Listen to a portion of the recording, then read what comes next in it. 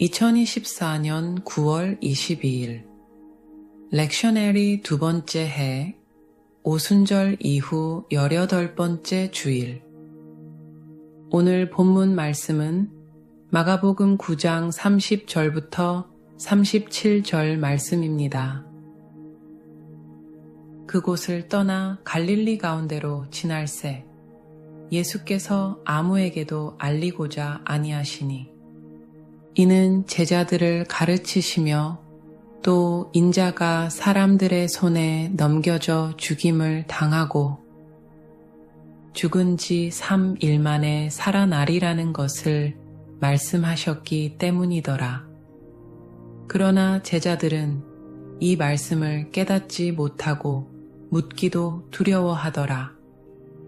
가버나움에 이르러 집에 계실새 제자들에게 물으시되 너희가 길에서 서로 토론한 것이 무엇이냐 하시되 그들이 잠잠하니 이는 길에서 서로 누가 크냐 하고 쟁론하였음이라. 예수께서 앉으사 12 제자를 불러서 이르시되 누구든지 첫째가 되고자 하면 뭇사람의 끝이 되며 뭇사람을 섬기는 자가 되어야 하리라 하시고 어린아이 하나를 데려다가 그들 가운데 세우시고 안으시며 제자들에게 이르시되 누구든지 내 이름으로 이런 어린아이 하나를 영접하면 곧 나를 영접함이요 누구든지 나를 영접하면 나를 영접함이 아니요 나를 보내신 이를 영접함이니라.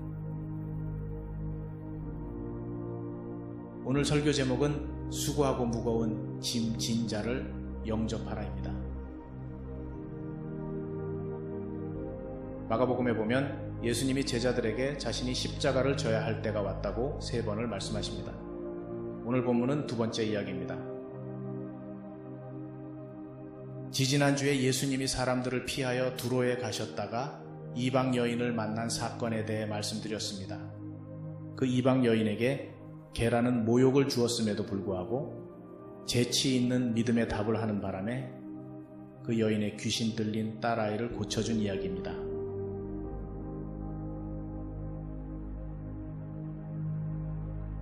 걸어서 하루 길인 이방 지역 두로까지 가신 이유는 갈릴리 호수를 중심으로 지난 3년간 하셨던 사역을 마무리 짓고 앞으로 닥칠 십자가의 고난을 준비하시고 제자들에게 이를 가르치려고 멀리 MT까지 가신 것입니다.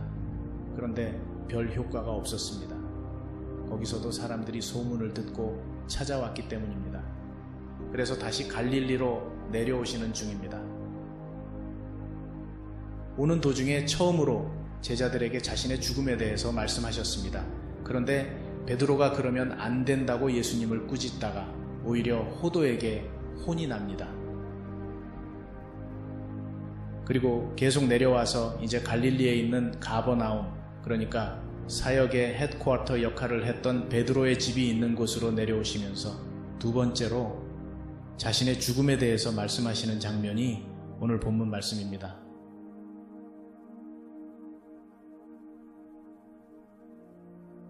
며칠 전에 예수님이 자신이 져야 할 십자가에 대해서 말씀하셨는데 제자들은 내려오면서 서로 자리 다툼을 합니다.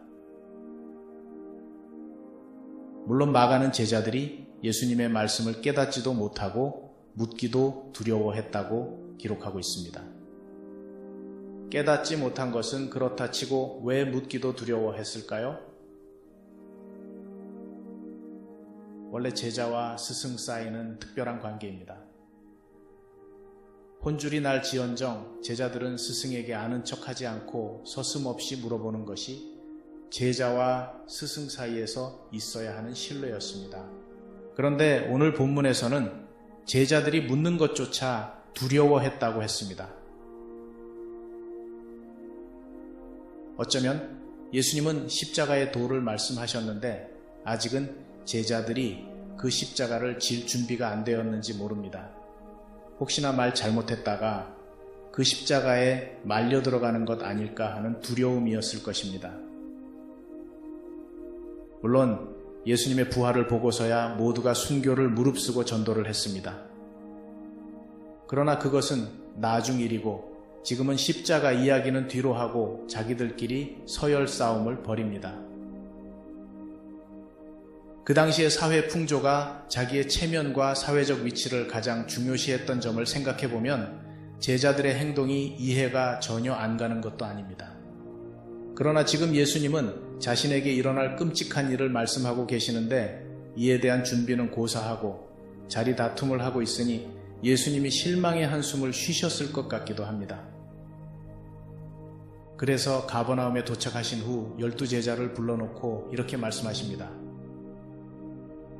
너네들 내려오면서 너희들끼리 무슨 이야기를 했는지 내가 아는데 잘 들어.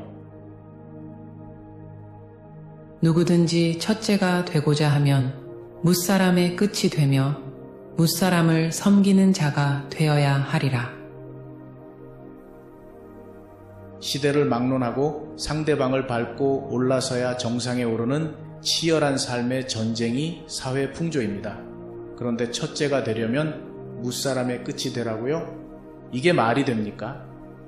치열하게 경쟁해서 이겨도 정상에 올라갈지 못 올라갈지 모르는데 꼴찌가 되라니요. 갑질 당하는 것이 지긋지긋해서 나도 성공해서 다른 사람들에게 갑질을 해야겠다고 오직 성공을 위해서 다른 사람들을 짓밟아야 하는데 다른 사람들을 섬겨야 한다고요? 세상의 지혜로는 이해가 가지 않는 말씀입니다. 그럼 예수님은 무슨 말씀을 하시는 걸까요? 물론 예수님의 말씀은 하늘나라에서의 서열을 말씀하시는 것입니다. 하늘나라에서의 서열상 첫째가 되려면 지금 이 땅에서는 다른 사람들을 앞세워주고 섬겨야 한다는 말씀입니다. 만약에 하늘나라에서의 서열이 그렇게 정해지는 것이 확실하다면 그럴 수도 있지 않을까요? 그런데 그 하늘나라가 잘 보이질 않습니다. 지금 당장 눈앞에 보이는 것은 오늘 내가 이 치열한 경쟁 속에서 살아남을 수 있는가의 질문입니다. 그러나 우리는 지금 당장 눈앞에 보이지 않는 것에 소망을 두고 삽니다. 모든 것이 사실로 우리 앞에 나타난다면 믿음이라는 것이 왜 필요합니까? 믿음이라는 것은 눈에 당장 보이지는 않지만 그럴 것이라고 확신하는 것이 믿음입니다.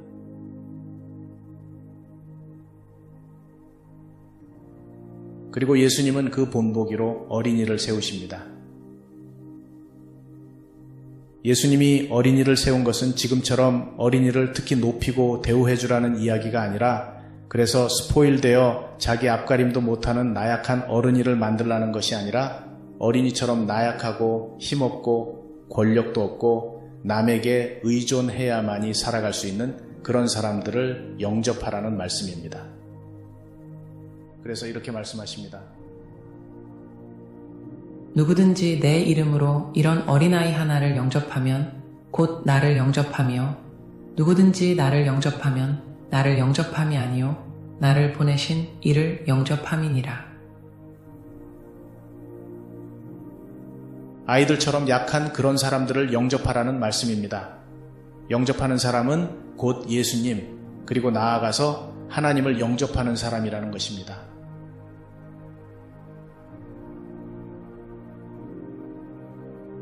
중세 때 몰락해가는 수도원이 하나 있었습니다.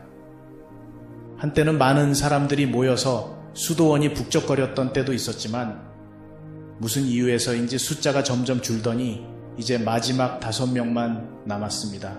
그래서 이제 문을 닫아야 하나 말아야 하나로 고민을 하고 있던 중 한 수도승이 근처에 있는 랍비를 찾아갑니다.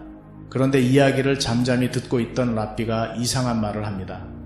당신들 중에 메시아가 있어. 이 수도승은 돌아오면서 그 랍비가 한 말을 곰곰이 생각해 보았습니다. 우리 중에 메시아가 있다? 분명히 나는 아닐 테고. 그럼 토마스? 토마스는 맨날 늦게 일어나는데? 그럼 마크? 마크는 술을 좋아하잖아? 그럼 안드레아? 안드레아는 그리 똑똑한 것 같진 않은데, 그럼 제임스? 수도원의 쌀도 떨어져 가는데 제임스는 너무 많이 먹어. 그럼 누구지? 그 수도승은 돌아와서 나머지 4명에게 랍비가 한 말을 전했습니다. 그 말을 듣고 모두가 이렇게 말을 했습니다. 설마 우리 중에? 에이, 랍비가 잘못 본 거겠지. 그런데 이상한 일이 일어났습니다. 평소에 서로 막 대하던 수도승들이 서로를 존중하기 시작했고 서로를 위하여 양보하고 봉사를 하기 시작했습니다. 누가 진짜 메시아인지 모르기 때문에 모두에게 잘 대해주기 시작했습니다. 이 소문이 사람들에게 퍼졌습니다. 저 수도원에 있는 수도승들은 서로를 메시아처럼 받들고 섬긴대. 그런 수도원이라면 나도 한번 가볼까? 점점 사람들이 늘기 시작했고 그 수도원은 옛날의 활기를 되찾았다고 합니다. 만약에 제가 우리 중에 예수님이 있다고 하면 믿으시겠습니까? 그러면 예수님 당시에 어린이처럼 아무런 지위도 없고 능력도 없고 그냥 다른 사람에게 짓밟히고 복종하며 살아야 했던 그런 사람들을 품는 것이 예수님을 품는 것이라고 말씀드리면 믿으시겠습니까? 그렇게 하실 수 있겠습니까? 왜 예수님은 유대교의 중심인 예루살렘이나 문화의 중심인 로마에서 사역하지 않으시고 갈릴리 호수를 둘러싼 어촌 마을에서 가난에 찌든 사람들과 같이 하셨을까요?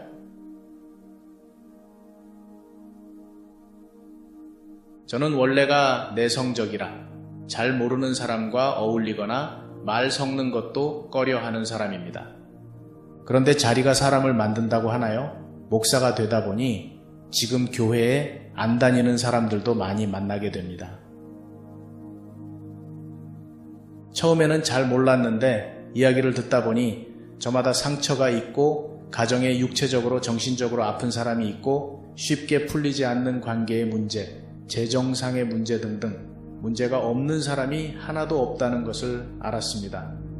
그들 중에 많은 사람들이 소망이 없이 살아간다는 것을 알았습니다. 그전에도 머리로는 모두가 그런 문제가 있을 것이라고 상상은 했지만 전혀 내 마음에 와 닿지 않았었는데 그런 사람들과 마주 앉아서 그들의 이야기를 들으면서 그것이 현실이라는 것이 마음에 느껴졌습니다. 그러다가 예수님의 말씀이 떠올랐습니다. 수고하고 짐 진 자들아, 다 내게로 오라. 내가 편히 쉬게 하리라. 그런데 예수님은 그 일을 교회에 맡겨놓고 혼자서 하늘로 올라가 버리셨습니다. 그래서 우리가 그 일을 떠맡게 되었습니다. 어떤 분은 예수님이야 능력이 많으시니까 얼마든지 그렇게 말하실 수 있지만 우리는 그게 아니지 않습니까? 라고 말을 할 수 있습니다.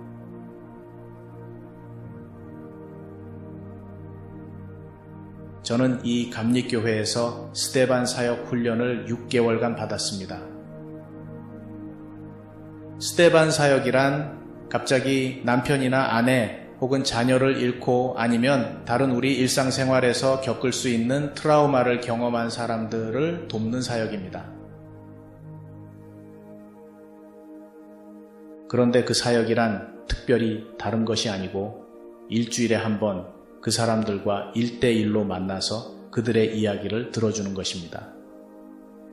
그 사람들의 일을 해결해주는 사역이 아닙니다. 그냥 같이 있어주고 선입관 없이 들어주는 것입니다. 그리고 적절한 때에 희망의 말로 위로해주는 것입니다. 교회나 신앙 이야기는 본인이 먼저 말을 꺼내기 전에는 거의 하지 않습니다. 그러다 보면 어느 정도 시간이 지나면 정상 생활을 할 수 있는 정도로 회복이 된다는 것입니다.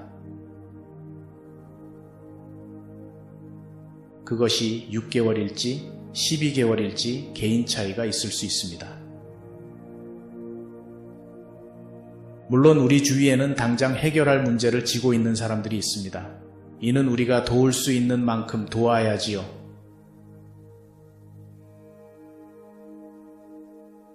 그러나 그보다 더 중요한 것은 그런 일을 당하면서 무너진 자아를 회복하고 사라진 희망을 다시 회복하는 것입니다. 그런 사람들과 마주 앉아서 판단하지 않고 그들의 속사정 이야기를 그냥 들어주는 것. 어쩌면 이것이 그들로 하여금 다시 평안을 되찾을 수 있게 하는 것인지 모릅니다. 그것이 우리가 예수님에게서 받은 평안, 그 평안을 은연중에 나누어 주는 것인지 모릅니다. 교회는 수고하고 짐진 자들이 와서 마음의 쉼을 얻는 곳입니다. 이제 저는 생각합니다. 그 일을 위해서 하나님이 저를 부르신 것이라고.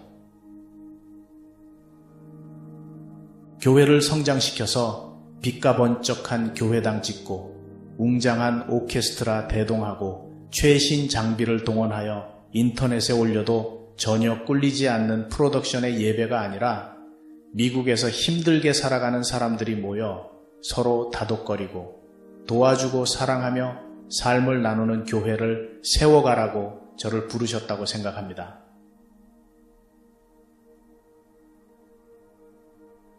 저는 여러분들도 그런 꿈을 가지고 사역에 동참하여 같이 아름다운 교회를 만들어가기를 바랍니다. 기도하겠습니다.